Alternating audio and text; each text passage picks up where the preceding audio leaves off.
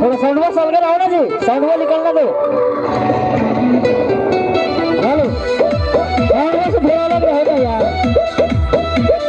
हाँ वैसे रहो तो इतना जगह उठा लो यार, बताओ। सुने ना अरे जाने से नकरे हट बोला तो सब काम होता लेते बोला मन कइलो बनिया बोला धनिया नहीं खतरा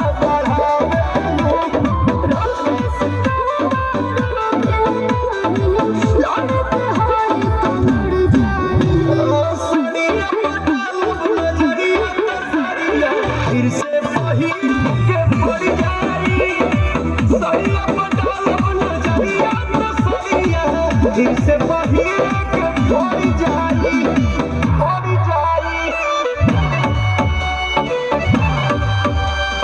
हेलो अगला गाना काला कोबरा वाला लगा के रखिए भैया, काला कोबरा तीनों लड़के डांस करेगी।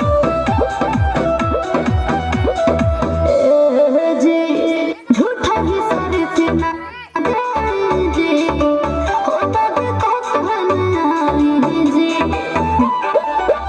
रख तू अपने हो चल बरस पानी सम अपने हो ऐसा ना झटकाना झुक दिलिया पड़ जाए हो साड़िया पटाल नजरिया फिर से वही के पड़ जाई सैया पटाल नजरिया तो सैया फिर से